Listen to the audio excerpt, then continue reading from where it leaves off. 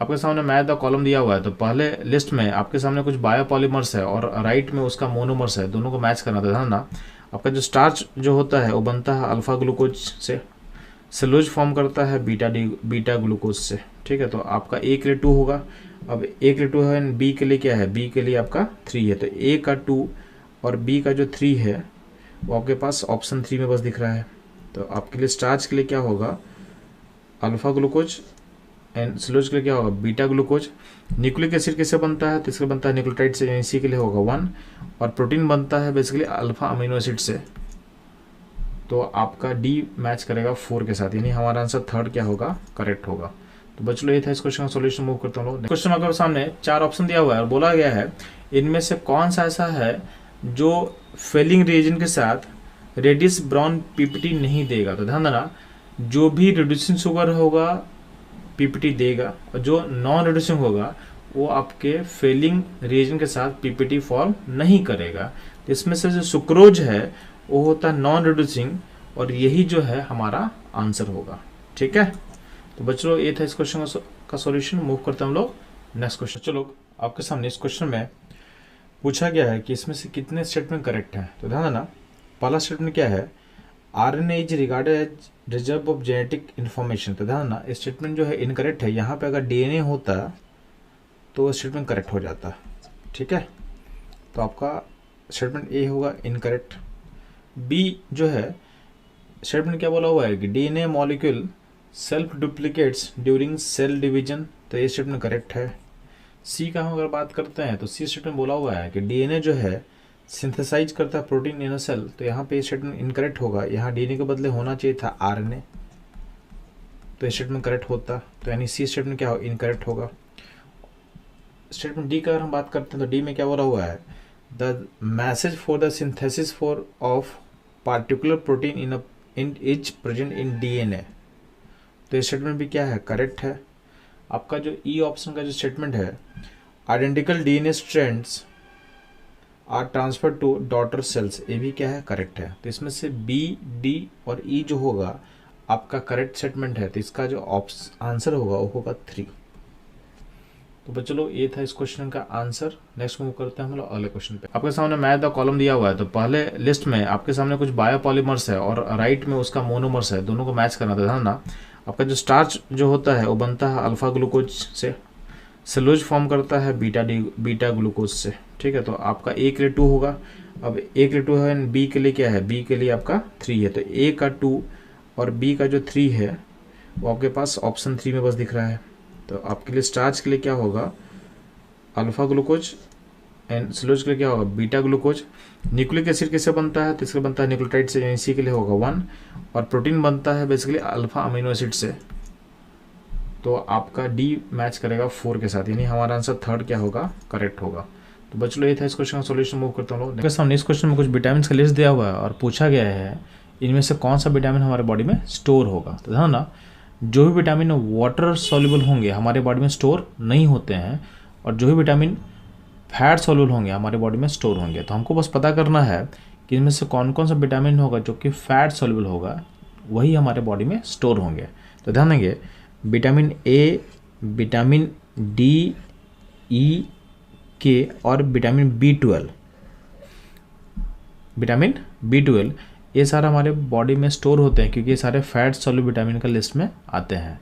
तो आप देखोगे टोटल नंबर कितना होगा, तो 1, 2, 3, 4 एंड 5, इस लिस्ट में 5 ऐसे विटामिन हैं जो हमारे बॉडी में स्टोर होंगे क्योंकि ये फैट सॉल्युबल होते हैं। तो इसका आंसर होगा बच्चों लोग 5। तो बच्चों लोग ये था इस क्वेश्चन का एनालिसिस। इस तरह के एनालिसिस के लिए हमारे साथ जुड़े रहें। मिलते हैं हम लोग नेक्स्ट क्वेश्चन में। इस क्वेश्चन में आपके सामने एक डीएनए का स्ट्रैंड दिया हुआ है जिसके पास सीक्वेंस क्या दिया हुआ है, ATGC-TTCA, और आपको इसका कॉम्प्लीमेंट्री स्ट्रैंड का जो बेस पेयर्स है उसको पता करना था। ध्यान देना, ए का कॉम्प्लीमेंट्री टी होता है और जी का होता है सी। तो इसके बेसिस पे ध्यान देना, तो ए के नीचे टी होना चाहिए। तो ए के नीचे टी कितने जगह ऑप्शन दिया हुआ है, एक ही जगह दिया हुआ ऑप्शन 1 में। तो अगर ऑप्शन 1 के बाकी को आप देखोगे तो बाकी भी मैच करता चला जाएगा, यानी जो टी के अपोजिट में ए होगा, जी का अपोजिट में सी होगा, सी के अपोजिट में जी होगा, तो ये परफेक्टली मैच कर रहा है। तो बस एक कॉम्प्लीमेंट्री पेयरिंग अगर आपको पता होता तो ये क्वेश्चन बहुत इजीली आपसे बन जाएगा। तो बच्चों इसका आंसर जो करेक्ट होगा ये होगा 1। तो बच्चों लोग मूव करते हैं हम लोग नेक्स्ट क्वेश्चन के एनालिसिस पे। इस क्वेश्चन में आपके सामने 3 डिफरेंट अमीनो एसिड्स हैं और बोला गया है इन तीनों का यूज़ करके हम कितना ट्राईपेप्टाइड फॉर्म कर सकते हैं। ठीक है, तो ध्यान देंगे अगर हम इसको अप्लाई करते हैं तो अगर तीनों अमीनो एसिड को बिना रिपीटेशन का अगर हम यूज़ करते हैं तो फर्स्ट पोजीशन के लिए अपने पास तीनों में हम कोई भी यूज़ कर सकते हैं। तो अगर हम मान लेते हैं किसी तीनों में से अगर कोई भी यूज़ कर सकते हो तो मेरे पास पहले पोजीशन के लिए 3 अमीनो एसिड पॉसिबल है। अब जो अमीनो एसिड हम यूज कर चुके हैं और सेकंड पोजीशन में यूज नहीं होगा तो सेकंड पोजीशन के लिए कितना अमीनो एसिड अपने पास ऑप्शन होगा, तो 2 इनमें से 2 अमीनो एसिड हम ले सकते हैं। और जो लास्ट पोजीशन जो होगा उसके लिए हमारे पास एक ही पॉसिबिलिटी होगा। अब इसको हम मल्टीप्लाई कर लेंगे तो मेरे को नंबर पॉसिबल तरीका मिल जाएगा, यानी होगा 6। तो टोटल 6 तरीके से हम ट्राईपेप्टाइड को फॉर्म कर सकते हैं। तो बेसिकली आपके परमुटेशन कॉम्बिनेशन का लिंक करके इस क्वेश्चन को हम लोग सॉल्व किए हैं। तो बच्चों लोग ये था इस क्वेश्चन का प्रोसेस। आपको इस तरह के अप्रोच को अडॉप्ट करना है ताकि क्वेश्चन को आप इजीली बना पाओ। तो बच्चों लोग मूव करते हैं हम लोग अगले क्वेश्चन के एनालिसिस में। इस क्वेश्चन में आपसे पूछा गया है कि the type of amino acid obtain by the hydrolysis of proteins. तो ध्यान ना, प्रोटीन बेसिकली पॉलीमर होता है अल्फा अमीनो एसिड्स का। तो अगर हम प्रोटीन को ब्रेक करेंगे तो हमको अल्फा अमीनो एसिड वापस मिल जाएगा। तो इसका आंसर होगा 4th। तो बच्चों ये था इस क्वेश्चन का एनालिसिस। मूव करते हैं हम लोग नेक्स्ट क्वेश्चन पे। आपके सामने कुछ कंपाउंड का लिस्ट दिया हुआ और बोला गया है इसमें किस किस में सल्फर एटम है। तो ध्यान देना, इस कंपाउंड की लिस्ट का आपके राइट साइड में मैंने डायग्राम ड्रॉ कर दिया है। तो थायोफिन का जो फिगर आप देखोगे तो उसमें आपको सल्फर दिखेगा। उसके अलावा देखोगे सिस्टीन फिगर में, सिस्टीन वाले फिगर का देखोगे तो ये बेसिकली अमीनो एसिड होता है, इसमें भी आपको सल्फर दिखेगा। तो 2 ऐसे कंपाउंड है जहाँ पे सल्फर एटम है, बाकी में सल्फर एटम आपको नहीं दिखेगा। इसका आंसर आप 2 बोलोगे। तो बच्चों ये था इस क्वेश्चन का सॉल्यूशन। मूव करते हैं हम लोग नेक्स्ट क्वेश्चन पे। इस क्वेश्चन से पूछा गया है कि कौन सा स्ट्रक्चर प्रोटीन का जो इंटैक्ट रहता है बॉइलिंग के बाद। ठीक है, तो ध्यान देना, जब भी हम हीटिंग करते हैं, बॉइलिंग करते हैं, आपके पीएच को चेंज करते हैं तो हम प्रोटीन को डीनेचर करते हैं। और इस प्रोसेस में आपका प्रोटीन का secondary, tertiary and quaternary structure क्या होता है, डिस्ट्रॉय होता है। उसका प्राइमरी स्ट्रक्चर क्या होता है, इंटैक्ट होता है। ठीक है, तो इसका आंसर होगा 4th। बच्चों ये था इस क्वेश्चन का सॉल्यूशन। मूव करते हैं हम लोग नेक्स्ट क्वेश्चन में। आपसे पूछा गया है कि 2 न्यूक्लियोटाइड को ज्वाइन करने का जो लिंक होता है उसका नाम क्या होता है। तो ध्यान देना, जो न्यूक्लियोटाइड का लिंकेज होता है ये आपके सामने फिगर लिखा हुआ है। तो फिगर में होता है क्या है कि आपका जो 5 प्राइम पोजीशन से दूसरे शुगर का 3rd प्राइम पोजीशन में लिंकेज होता है through phosphodiester linkage. Phosphodiester linkage यानी आपका इसमें जो ऑप्शन होगा, ऑप्शन 4 क्या होगा, करेक्ट होगा। तो बच्चों ये था इस क्वेश्चन का एनालिसिस। मूव करता हम लोग नेक्स्ट क्वेश्चन। इस क्वेश्चन से पूछा गया कि एल ग्लूकोज का करेक्ट स्ट्रक्चर क्या होगा। तो ध्यान देना, आप लोग को एनसीईआरटी में पढ़े होगे, आपको डी ग्लूकोज का फिगर एनसीईआरटी में नॉर्मली दिया रहता है। तो जो डी ग्लूकोज का फिगर है उसका जस्ट आपको क्या करना है, मिरर इमेज बना देना है। ठीक, तो इसका मिरर में जो होता है एल ग्लूकोज। तो इसका फिगर हम लोग यहाँ पर ड्रॉ कर दिए हैं। तो इस एल ग्लूकोज का फिगर आपको दिख रहा है। तो ये बस क्या होता है, आपका डी ग्लूकोज का फिगर आपको याद होगा तो उसका बस उसका मिरर इमेज बना लोगे तो आपको एल ग्लूकोज मिल जाएगा। अभी जो फिगर है हमारे ऑप्शन 1 से मैच करेगा। तो इस क्वेश्चन का जो करेक्ट आंसर हो गया होगा ऑप्शन 1। तो ये था इस क्वेश्चन का involve concept and solution. Move करता हम लोग नेक्स्ट क्वेश्चन। इस क्वेश्चन बोला है कि डीएनए में 4 बेस होता है। ठीक है, अब यहाँ पे आपके पास 4 स्ट्रक्चर दिया हुआ है।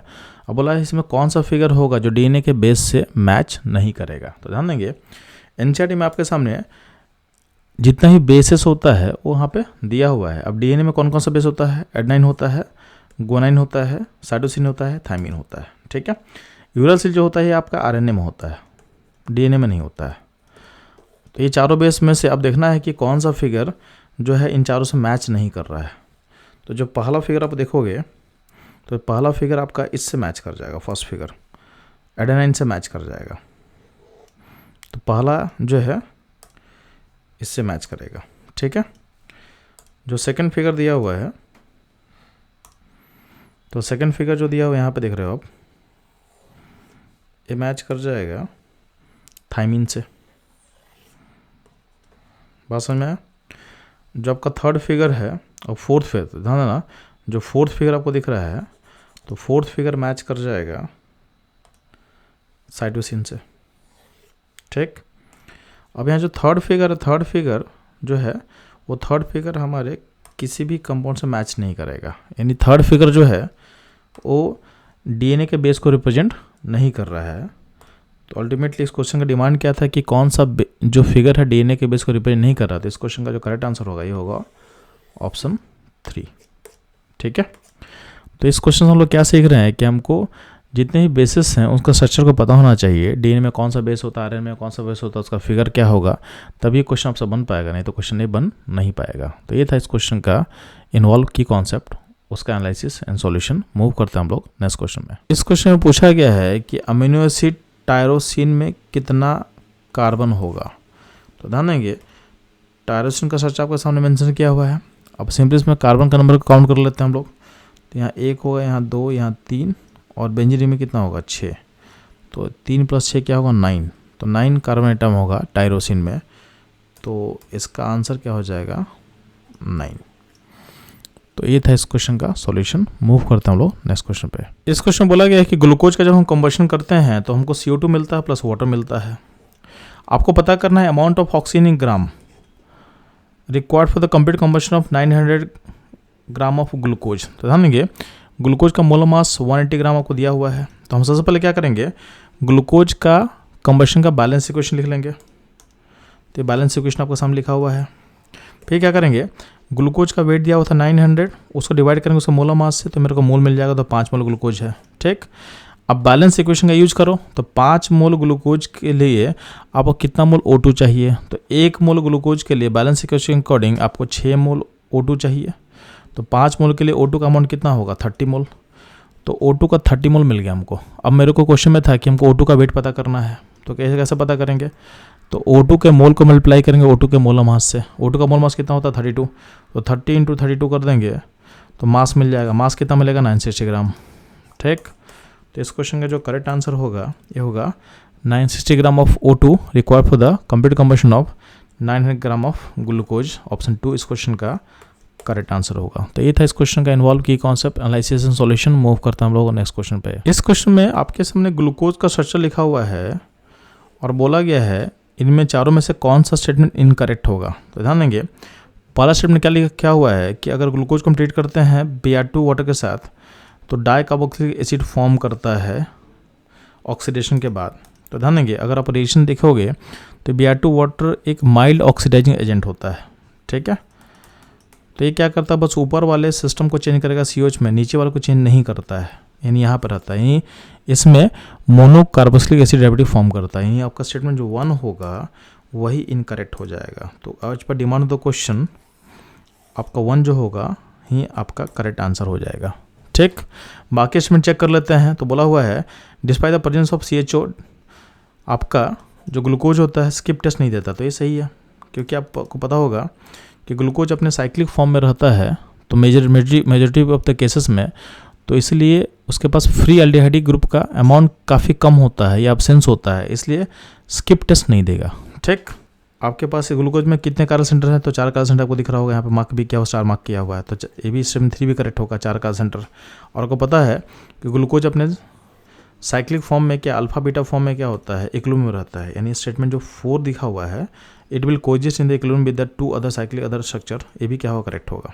आपका जो है 2, 3 और 4 स्टेटमेंट करेक्ट है। तो इनकरेक्ट स्टेटमेंट बस क्या था ऑप्शन 1 वाला। तो इस क्वेश्चन का जो करेक्ट आंसर होगा यानी जो इनकरेक्ट है, ठीक है, वो क्या होगा 1 होगा। तो ये था इस क्वेश्चन का इन्वॉल्व की concept, analysis and solution. Move करते हैं हम लोग नेक्स्ट क्वेश्चन में। इस क्वेश्चन में बोला गया कि ग्लूकोज के लिए कौन सा स्टेटमेंट इनकरेक्ट होगा। ध्यान देंगे पहला स्टेटमेंट है glucose is soluble in water because of having aldehydic function group. ये गलत है। क्यों गलत है, क्योंकि ग्लूकोज में क्या होता है मल्टीपल OH लिंकेज होता है जो कि हाइड्रोजन बॉन्ड फॉर्म करेगा, और ड्यू टू हाइड्रोजन बॉन्डिंग क्या होता है आपका ग्लूकोज पानी में सॉल्युबल होता है। तो रीजन ये होना चाहिए था, इसलिए आपका 1 क्या होगा इनकरेक्ट होगा। और क्वेश्चन में हमसे पूछा ही गया था कि इनकरेक्ट कौन सा होगा, तो अल्टीमेटली आपको बोलना है 1 नंबर इनकरेक्ट स्टेटमेंट होगा। बाकी स्टेटमेंट हम लोग चेक कर लेते हैं। तो glucose remain in multiple isomeric form in the equals solution, तो ग्लूकोज अपने alpha open form in beta form में इक्विलिब्रियम फॉर्म में रहता है। तो ये स्टेटमेंट क्या है, करेक्ट है। ग्लूकोज इन अल्डोहेक्सो, तो ग्लूकोज में चूंकि 6 कार्बन है तो हेक्सोज बोल सकते हैं, और उसमें अल्डिहाइड ग्रुप होता है तो इसको हम अल्डोहेक्सोज बोल सकते हैं, ठीक है। तो ये भी स्टेटमेंट क्या होगा, करेक्ट होगा। फोर्थ पॉइंट क्या बोला गया है, glucose is one of the monomeric unit in sucrose, तो ठीक है ना, सुक्रोज किससे बना होता है, ग्लूकोज एंड फ्रुक्टोज से। तो सुक्रोज में एटलीस्ट आपके पास एक यूनिट होता है ग्लूकोज का, तो भी क्या होगा, करेक्ट होगा। तो अल्टीमेटली इन सब में इनकरेक्ट स्टेटमेंट क्या था, ऑप्शन 1। तो ये था इस क्वेश्चन का सॉल्यूशन एनालिसिस। मूव करते हैं हम लोग नेक्स्ट क्वेश्चन पे।